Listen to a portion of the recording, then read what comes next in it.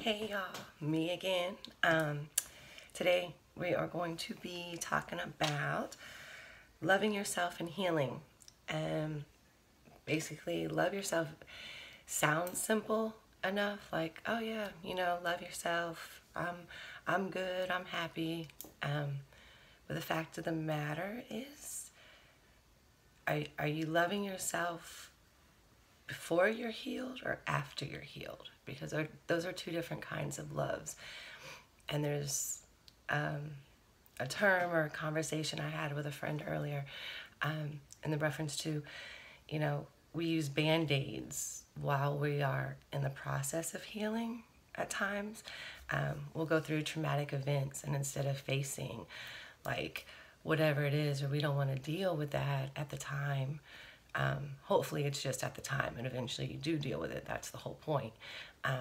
But while you're actually feeling that first initial blow and that cut where you just are so hurt and trying to, make your way through the clouds and the smoke or whatever you want to call it, people tend, mostly, especially in today's world, to kind of do that in unhealthy ways. And I'm in by no way judging anybody, because I myself have done that.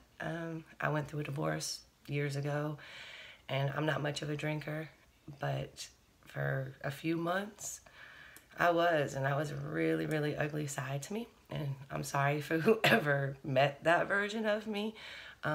Apparently when I get really drunk and I'm angry, I like to declare that I'm from Florida and da-da-da-da-da, all of this, and I'm always ready to fight. And but that's, I was going through something, and I was putting a band-aid over that pain, and that's what I needed to do at the time.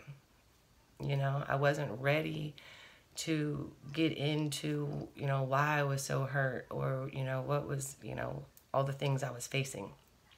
And I think that's a lot of it, is we're scared to face those things, because the actual healing hurts worse than that initial blow. That initial blow will take the wind out of you, shake your whole world up, make you question everything that you know or thought you knew, who your friends are. I mean, you just question everything, like legitimately. And then as everything starts to calm down and that band-aid, the blood is seeping through, you got to take it off.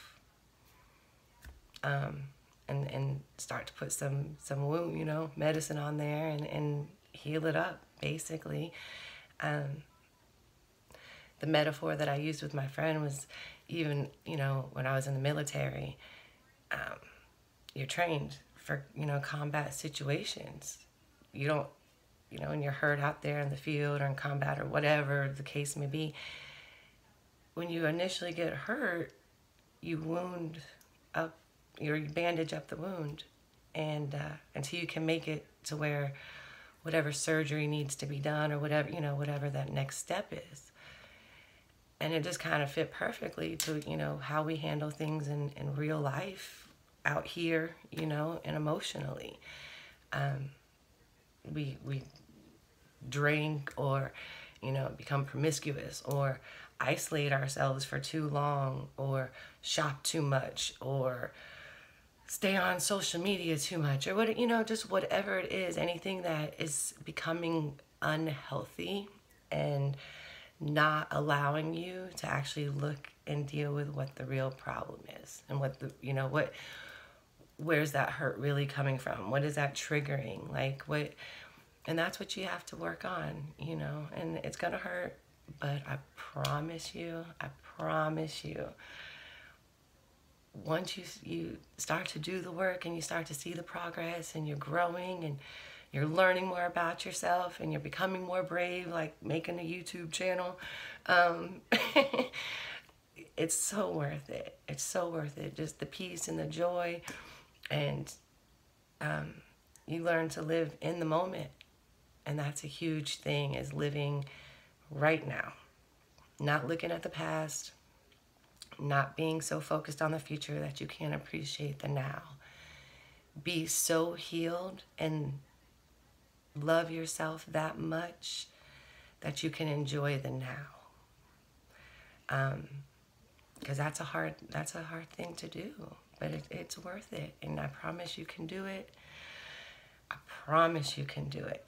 Think back on that first heartbreak in, you know, middle school or high school or whatever, and you cried your eyes out and you didn't think you were ever going to get over it. It was the worst pain you ever felt, and you probably did love that person. But do you think about him like that anymore? Do you have those same, does it hurt? No. You got over it. You learned your lesson. You reflected, you looked back, you grew, you know, and that's what life is about. But you have to take the Band-Aid off, because basically, you know, you're either gonna keep it on until you're ready or until you bleed to death. I mean, that's what it comes down to.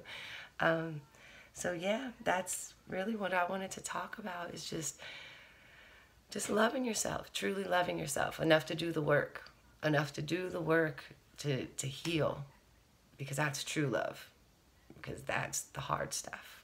And like I promised, I remembered the random fact.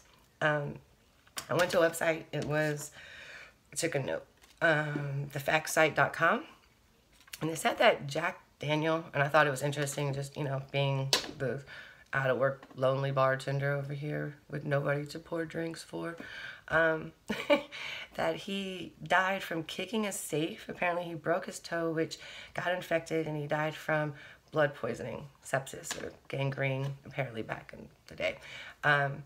However, because I don't just go off of one site, because that's not who I am, I had to do further research, and I guess whoever wrote his biography said that that was not true, that yes, he did quite often beat up this safe because he would forget the combination, and he did die of blood poisoning, but the two were unrelated.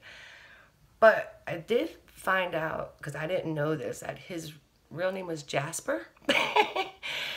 And I can't help but laugh because, you know, I can't imagine someone coming in asking me for a Jasper and Coke. So have a Jasper and Coke next time you go to the bar. Peace out. Good night, y'all.